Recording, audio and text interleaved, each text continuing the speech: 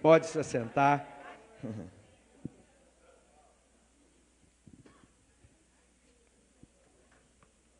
Nós escolhemos as semanas mais desafiadoras para começar o trabalho aqui em Goiânia, não é verdade?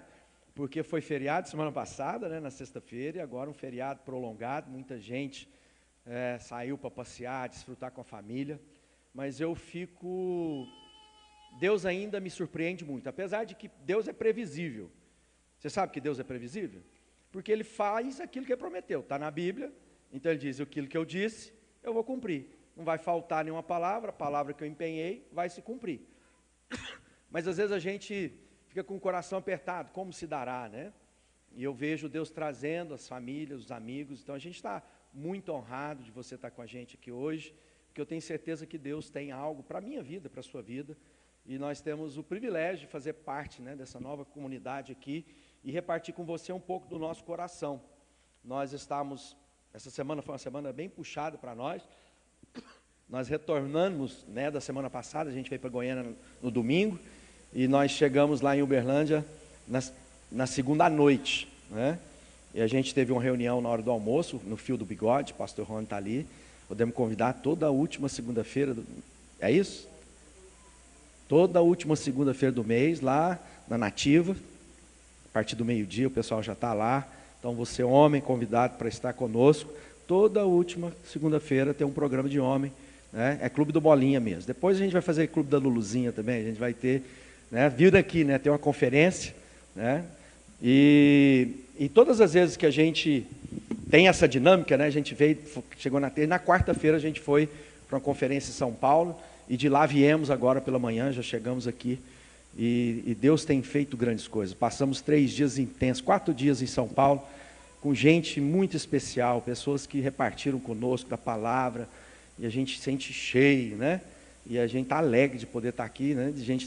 Na verdade, a gente tinha compromisso lá hoje cedo em São Paulo, a Fabiana ia pregar lá pela manhã, e a gente resolveu vir para Goiânia, então a gente comprou as passagens para estar aqui, porque nós temos aprendido cada vez mais a entregar daquilo que Deus tem colocado na nossa vida com fidelidade, com integridade.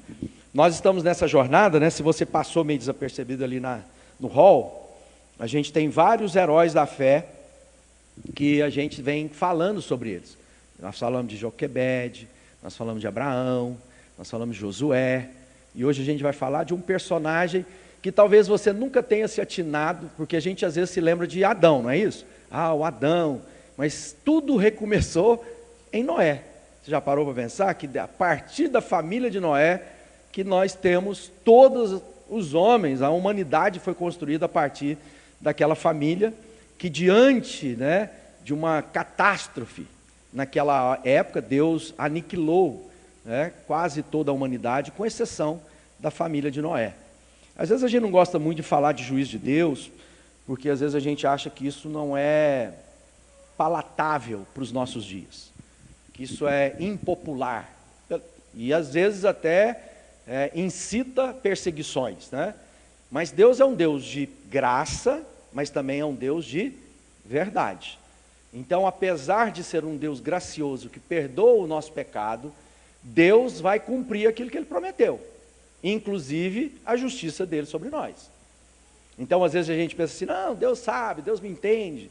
E quando a gente vai aprender da história de Noé, nós vamos aprender que Deus trouxe juízo sobre a humanidade. Deus é Deus e Ele faz o que Ele bem entender, quando Ele quiser. E a gente tem apenas dizer sim, Senhor, e a preparar a nossa vida. Ao mesmo tempo, a história de Noé nos ensina sobre redenção. Uma história de fé, de obediência, de perseverança. A história de Noé é uma história desafiadora, porque a gente vai ver o contexto que se deu e era improvável aquilo que Deus estava falando com ele. Fazer cair água do céu naquele tempo é improvável, porque nunca tinha havido chuva no planeta Terra. Havia um vapor que descia, um sereno, né, que regava e saía. Agora, a água do céu, ninguém tinha visto até então. E o que a gente aprende com isso? Aprende sobre fé. E lá em Hebreus, que é o texto que tem orientado toda a série, né? A gente tem caminhado nessa série sobre as maravilhosas histórias de fé desses homens e mulheres que a gente escolheu para repartir, diz lá em Hebreus 11, tem lá uma galeria dos heróis. E fala sobre fé, porque para muita gente fé é uma coisa meio confusa. Tem gente que imagina que fé é tão somente uma pessoa religiosa. Essa pessoa é uma pessoa de fé. Ou fé é pensamento positivo. Se eu pensar, se eu desejar muito, vai acontecer. E não é isso aquilo que a Bíblia fala sobre fé. Fé é a certeza daquilo que Deus disse e vai cumprir. Então é a esperança das coisas que eu não vejo, mas creio. E creio por quê? Porque Deus falou. E Deus não volta atrás, Deus não muda de ideia, Deus não mente. Então ele diz, a palavra que eu empenhei, eu vou cumprir plenamente. E lá em Hebreus, no capítulo 11, diz isso, né? A fé é a certeza daquilo que esperamos e a prova das coisas que não vemos. Então, às vezes a gente fala assim, Deus me mostra. Você sabe que aquilo que os nossos olhos enxergam, acabam trabalhando contra a fé. Porque às vezes a gente é tomado por aquilo que eu estou vendo. A lógica humana, não é? Estou vendo. Vamos lembrar, Jesus diante do túmulo de Lázaro. Qual era a percepção dos olhos? Impossível. Há 4 dias, né? E foi justamente no 4º dia, né? Depois de 3 dias, para mostrar o poder de Deus mesmo. Né? Então, o testemunho do entorno é, se o Senhor tivesse chegado antes, daria tempo, mas agora não dá mais tempo. E Jesus diz, tira a pedra. Mas aquelas pessoas diziam, não, está cheirando mal. Se a gente abrir um túmulo com um defunto lá dentro, vai feder. E Jesus tira a pedra. E aí é um passo de fé, porque segundo a palavra de Jesus, eles tiraram a pedra. Porque Jesus podia ter dito o quê? Pedra, saia. Mas ele quis usar a vida daquelas pessoas para construir.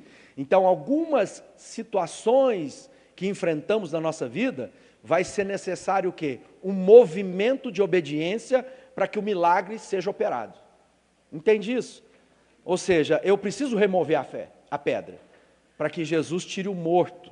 E depois, Jesus fala assim, agora tira as ataduras dele. Então saiu morto lá, pulando, e alguém teve que tirar as ataduras dele. Então, na nossa vida, guarda isso no seu coração.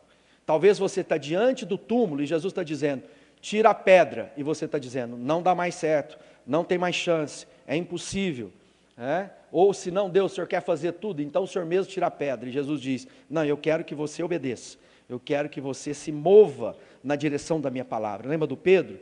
Sobre a tua palavra eu vou caminhar, não é sobre as águas, é sobre a tua palavra, né? Eu vou sair porque o Senhor disse.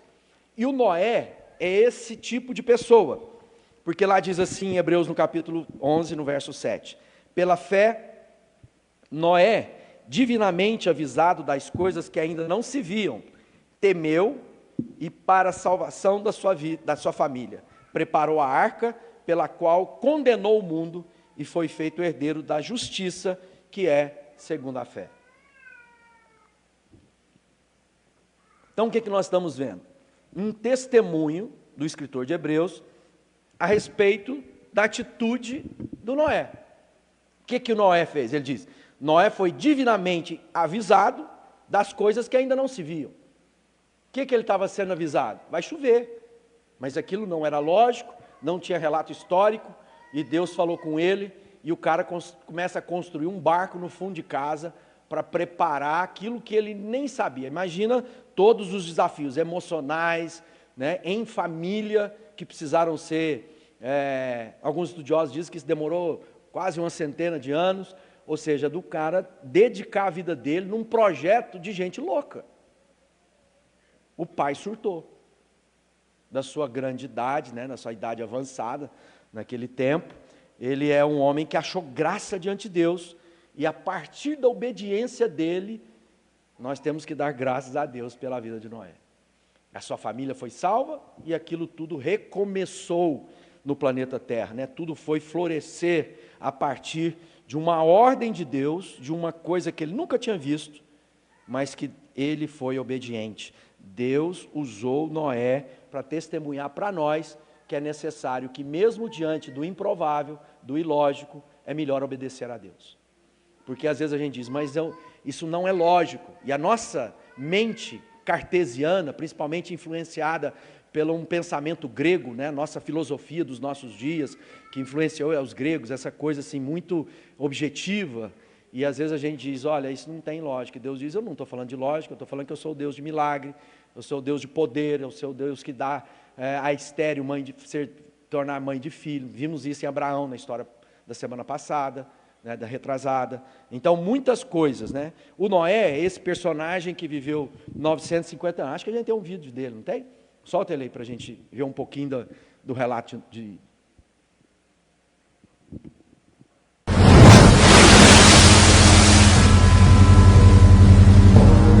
Noé, ele recebeu bom testemunho da parte de Deus, sendo escolhido para recomeçar a história da humanidade. Chamado de justo, Noé temia a Deus e teve fé para crer que cairia água dos céus, quando nunca antes havia chovido na terra. Cumpriu todas as ordens de Deus para a construção de uma arca que guardou mantimento para a sua família, para todos os animais e que foi lugar de salvação para todos eles. Conheça não só um homem de fé, mas um homem que perseverou em fé e alcançou a salvação. Conheça a incrível história de Noé.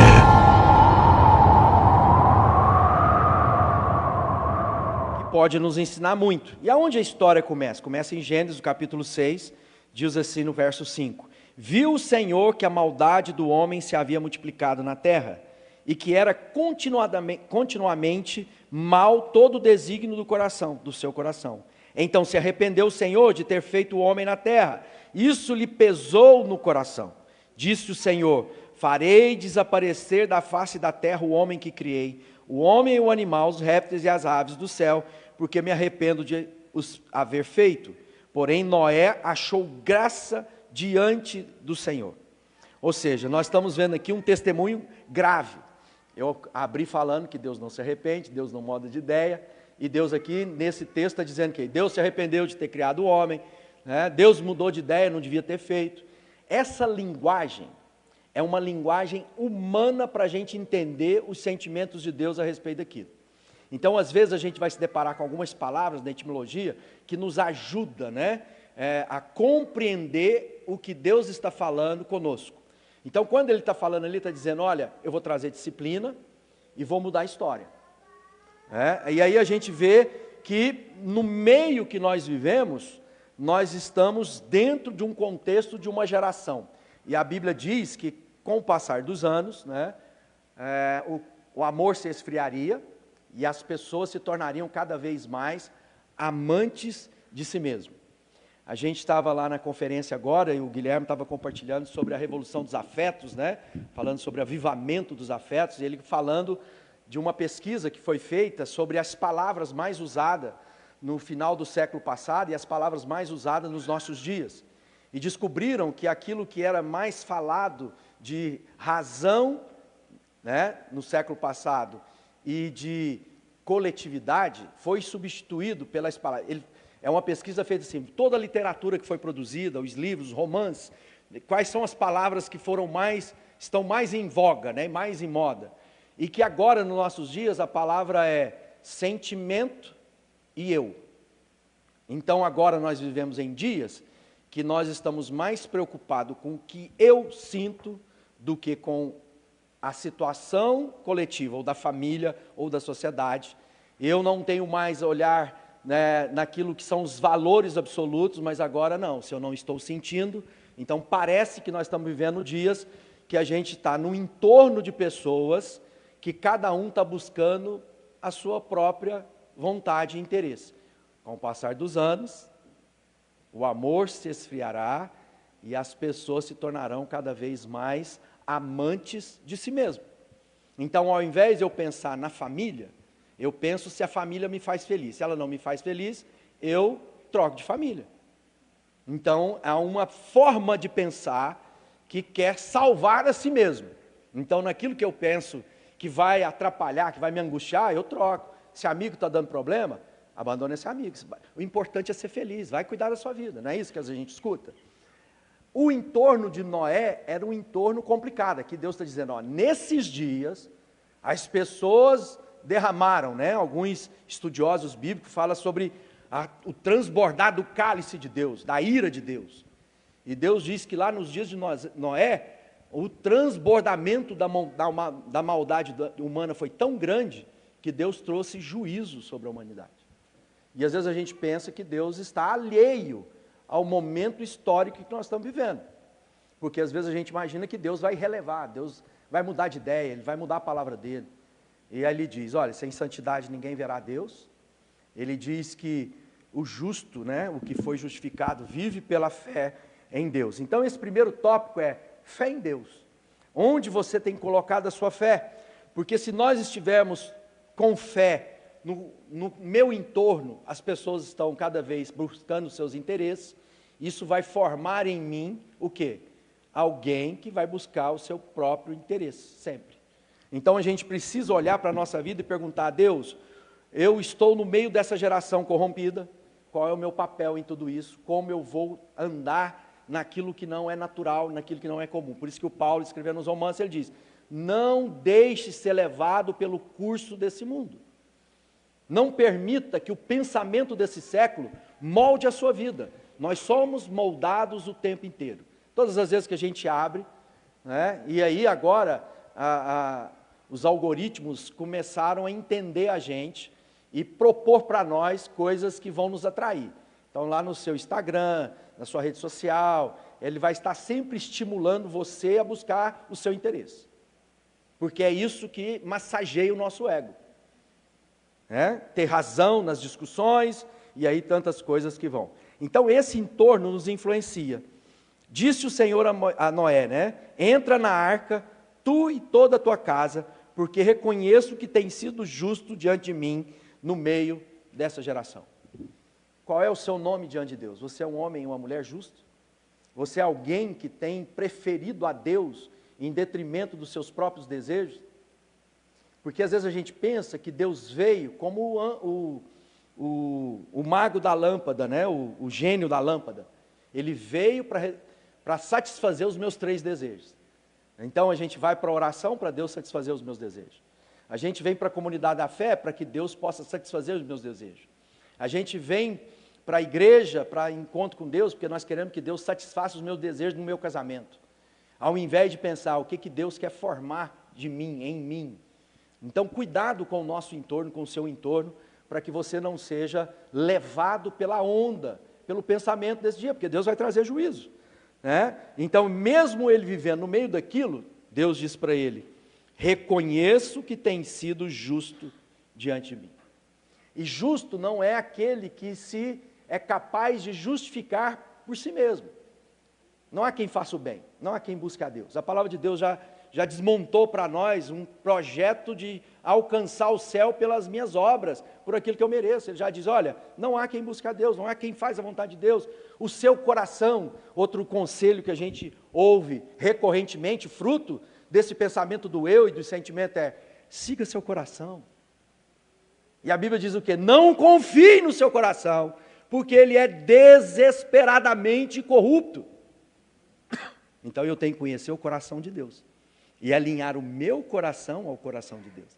E alinhar os meus pensamentos aos pensamentos de Deus. Porque se eu estiver no meu entorno, pode ser que as águas vão chegar. Então eu tenho que colocar o meu coração naquilo que Deus é. Então a história de Noé é de um homem que Deus achou graça. E a partir dessa relação e desse chamado, ele responde com obediência. Quando Deus fala com você, você obedece. Você reconhece, antes de tudo, nós ouvimos isso no dia que a gente aprendeu sobre Abraão. Abraão era capaz de ouvir a voz de Deus no meio de um tanto de barulho, de muitas vozes, a voz do meu sentimento, das tradições familiares, dos meus desapontamentos, da minha vontade. E aí a gente pensa que Deus quer apenas acalentar a minha vontade. E sabe quem é de fato livre? É aquele que é capaz de fazer aquilo que não quer fazer. Porque a vontade natural do homem é má. Então o que eu tenho que fazer? Contrariar a minha carne. Esse é o livre. Porque quando eu respondo apenas aquilo que é aprazível, que é desejoso por mim, eu estou seguindo o quê? Os meus desejos, meus apetites. Então eu sou escravo dos meus sentimentos. E aí o que a gente precisa olhar para a vida de Noé e aprender? Lá o próximo tópico nosso é perseverança. perseverar em fé. Fé requer perseverança. Os que perseverarem até o fim receberão a coroa da vitória. Então imagina, né? A gente pensa assim, Deus entrou na vida de Noé, ele construiu o barco lá nos 40 dias. Né? Não, ele levou quase 100 anos para construir. Ele teve que perseverar. Imagina, tinha dia que levantar e falar, Deus, mas não cai chuva. Porque a gente imagina que quando Deus fala conosco, isso é assim, eu vou restaurar a sua vida emocional, afetiva, eu vou restaurar seu casamento. A gente pensa assim, eu entrei com Deus aqui, subi um elevador e alcancei um andar novo e lá está tudo resolvido. Não, há um processo de Deus na nossa vida, de arrependimento, de confissão, de tratamento, de reconexão, né? E isso vale para todas as áreas da nossa vida, e por vezes isso leva mais tempo que a gente gostaria que levasse, e muitas vezes leva mais tempo porque somos duros nas mãos de Deus. Ao invés de nos deixar ser moldados, a gente resiste, a gente argumenta, a gente fala, Deus, mas Deus, você acha que precisa de um barco mesmo? Se a gente fosse para uma montanha mais alta, montasse uma casa, e o Senhor enchesse a terra até num limite que não pegasse o pico do monte. E Deus diz, não, eu estou te dizendo que você vai construir uma arca no fundo da sua casa, e eu vou salvar você e sua família e os animais da terra. Gênesis 6,13 diz isso.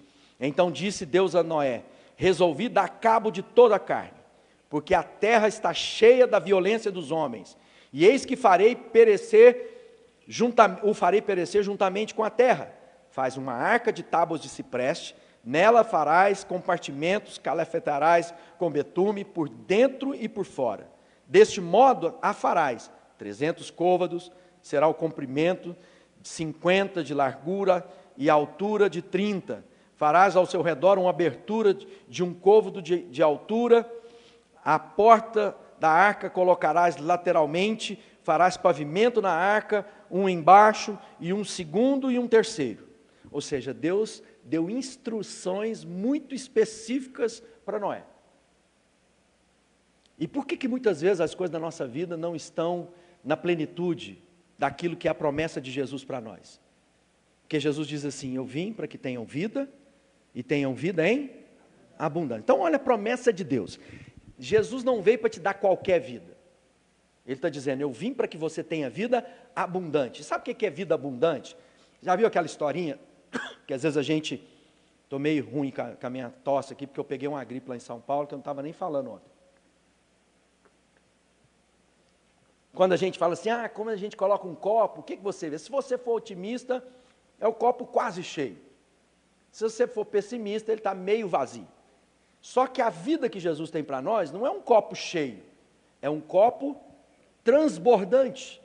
Ou seja, é algo tão maravilhoso, tão intenso, que não pode ser retido em mim mesmo. Ele vai além de mim, ele transborda, ele alcança o meu próximo, porque ele, aquilo que estava em mim, transborda sobre a vida do meu irmão, da minha irmã, da minha família. Ou seja, a presença de Deus é tão maravilhosa que não pode ser contida em mim mesmo.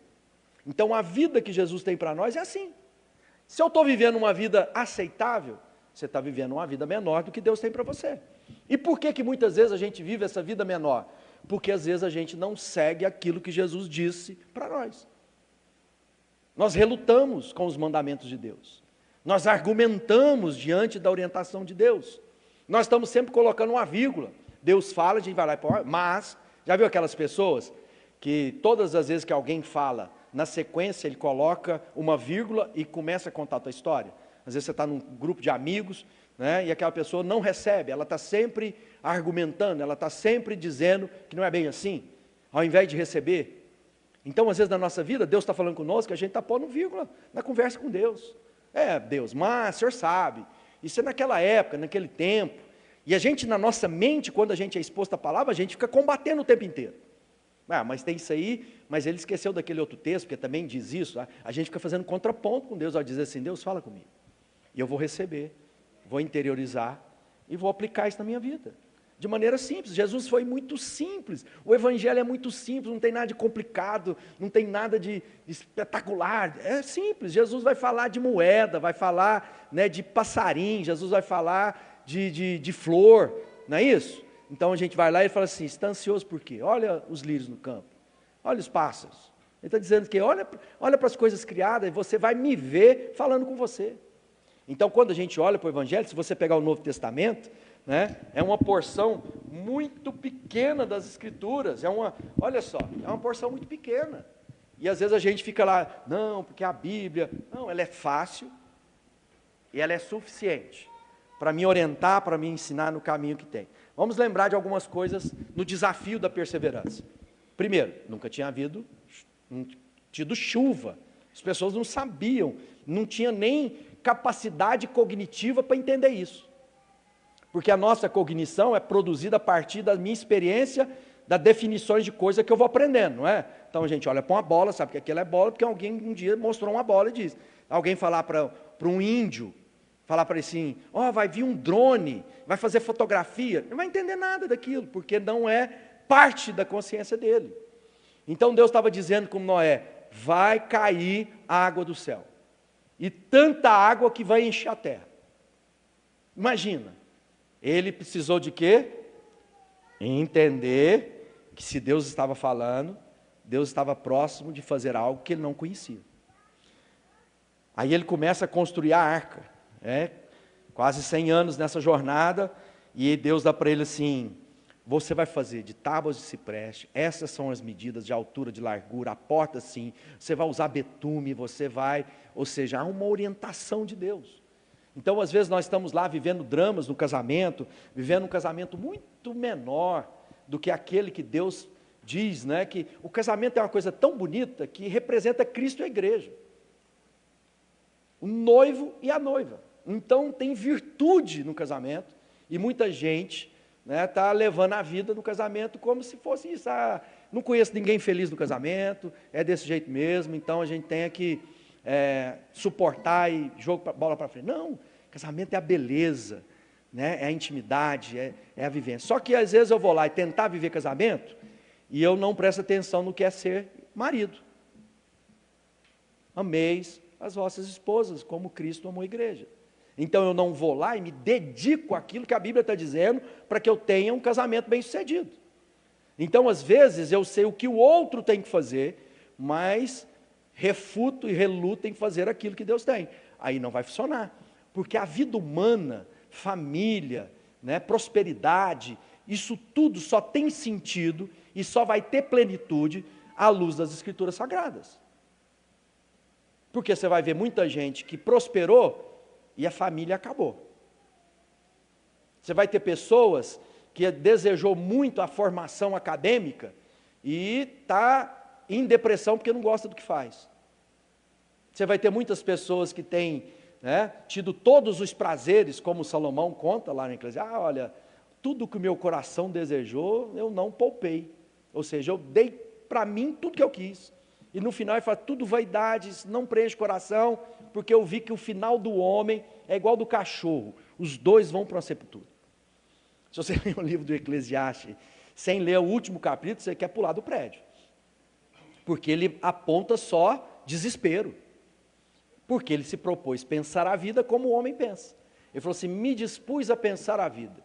Ou seja, perseverança é construir a minha história usando a história que Deus tem para mim.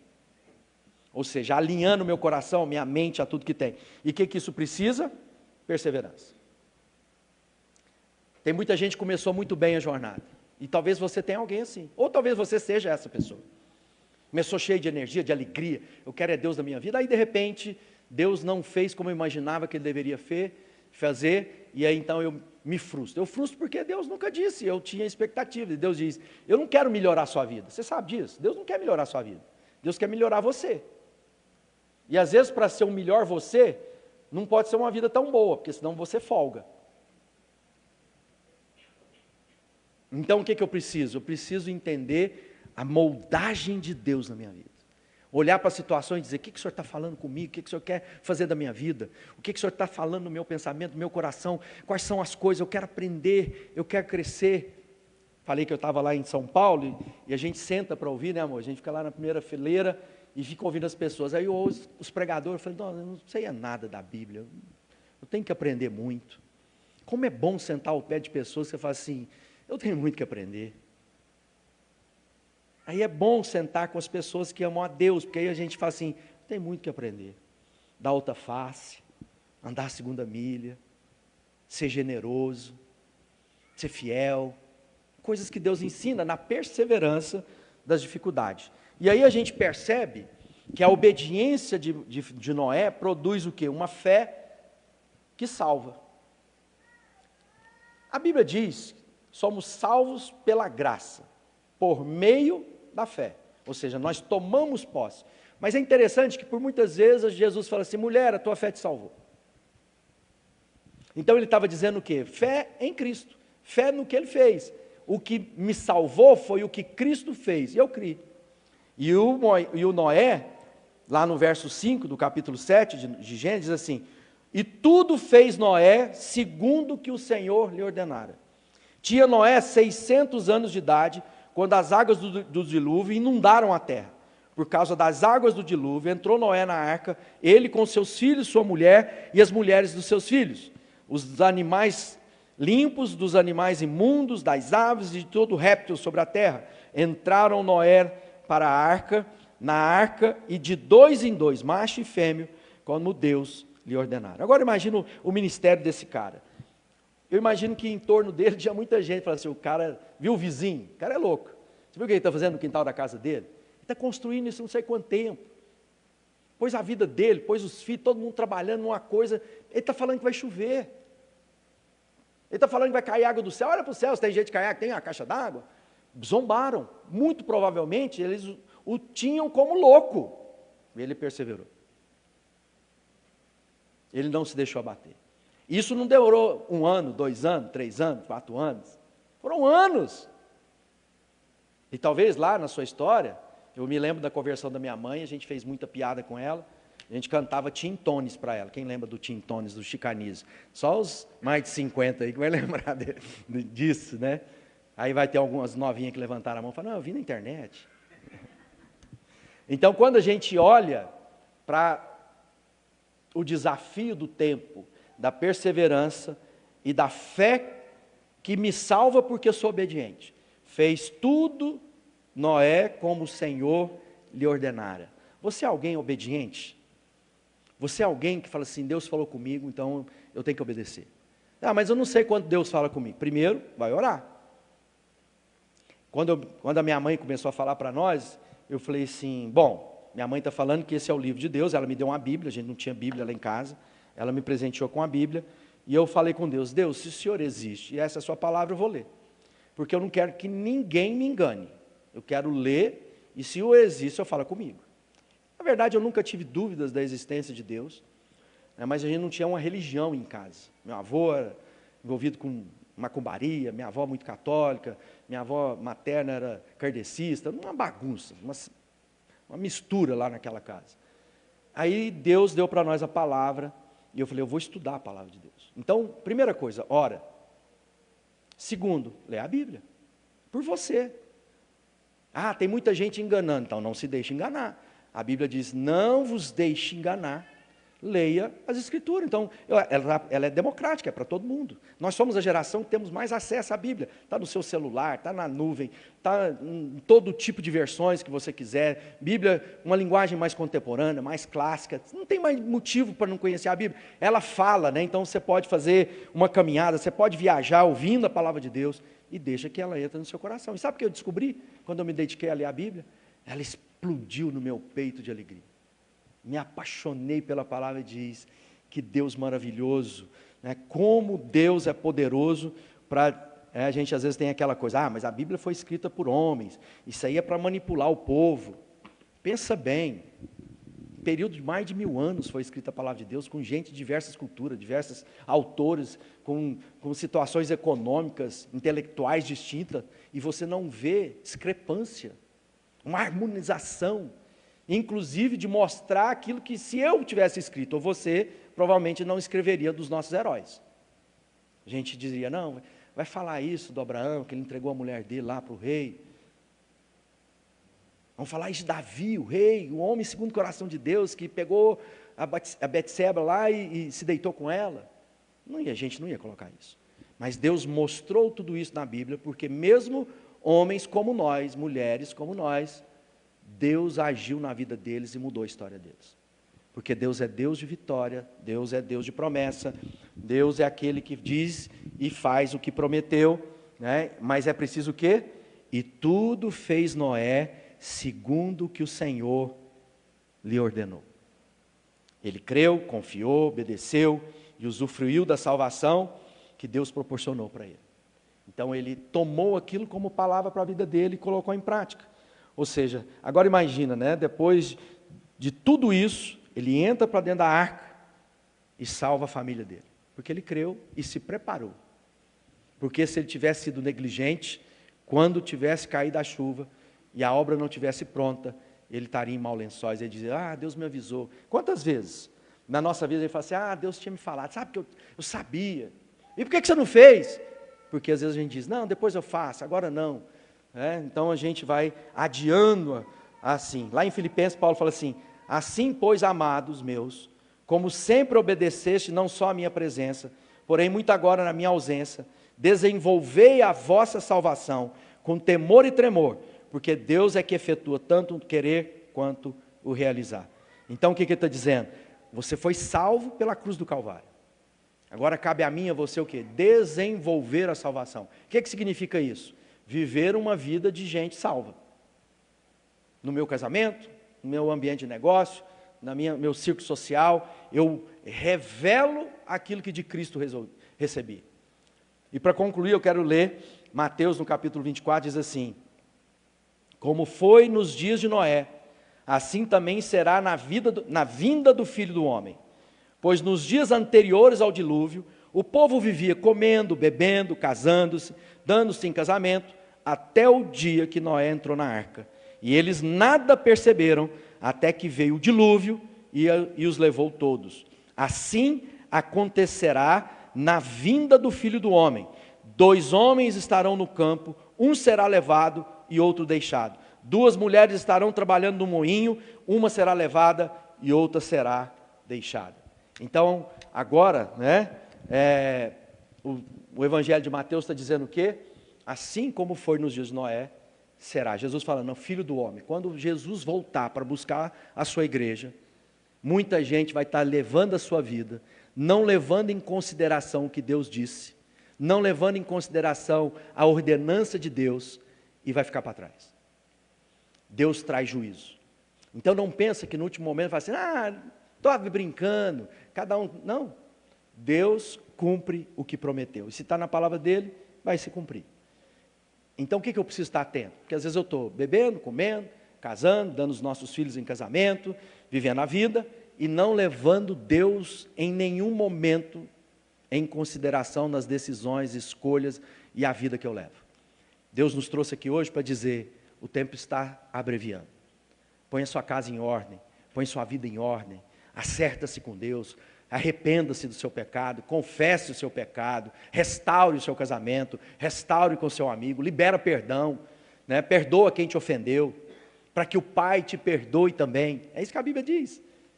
E Ele está dizendo, é eminente o momento em que Deus vai visitar as nossas vidas. Seja para que nós estejamos com Ele, ou para que Ele venha buscar a sua igreja. Isso vai acontecer. Amém? E eu queria orar com você, para que esse momento seja um momento de pensamento em Deus mesmo. Fala, Deus, sonda meu coração. Pai, nós estamos aqui essa noite, para ver o exemplo de Noé, e aquilo que Jesus diz, que o Filho do Homem vai voltar em dias como aqueles de Noé, em que a ira de Deus se derramou, quando havia maldade na terra. E nós temos visto o quanto o coração do homem se torna cada dia mais mau. E ele se torna mais mau porque nós nos tornamos cada vez mais amantes de nós mesmos. Nós não levamos em conta o outro. Nós estamos sempre tentando salvar a nossa vida, descartando os outros, ou nos apoderando da vida do outro. Que essa noite seja noite de cura, de arrependimento, de transformação na nossa vida.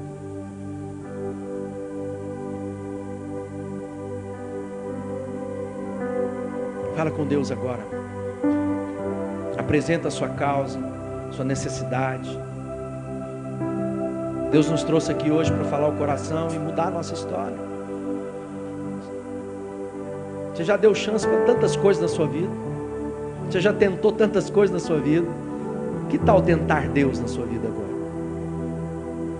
Assim como Noé, obedeça. E veja onde vai parar a sua vida. Pai, nós estamos aqui porque queremos confessar que precisamos de Ti. Queremos dizer que precisamos de Ti. Queremos dizer que nós precisamos da Tua presença em nós. Enche esse lugar com o Seu poder, com a Sua graça.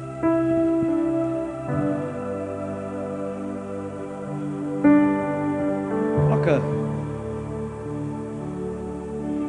aqueles que querem hoje receber uma graça de Deus, que querem dizer: Deus, eu quero marcar a minha história. Quero aprender a obedecer a Deus. Queria que você levantasse uma das suas mãos, que eu quero orar com você e por você. Senhor, se você quer dizer: Deus, eu quero aprender a te obedecer. Não quero ficar como aquele povo no entorno de Noé. Eu quero ter aquele coração de Noé. Eu quero ser obediente. Pai, eu quero apresentar a vida desses irmãos e irmãs, as nossas vidas, no Teu altar essa noite. Porque nós queremos experimentar de Ti. Queremos conhecer Teu coração. Em nome de Jesus. Levanta sua mão, eu quero declarar sobre a sua vida agora cura, libertação, transformação. Talvez você está patinando na sua vida por uma história do seu passado que você não consegue se livrar dela. E a Bíblia diz: esquecendo-me das coisas que para trás ficam, prossigo para o alvo. O que Deus tem para você está à frente da sua vida e não atrás do seu passado. Libera. O Senhor está removendo a culpa daqueles que cometeram erros, pecados no passado e continuam sendo perturbados por acusação do inimigo. Arrependa, confesse e se livre desse acusador contra você. E que a paz, que excede o entendimento, venha guardar os nossos corações. Eu declaro, ó Pai, que toda obra do inimigo, toda tentativa do inferno para aprisionar, para destruir, para roubar, sejam quebrados agora em nome de Jesus. Em nome de Jesus. Amém. Amém. Podemos aplaudir o Rei dos Reis, Senhor de Senhores.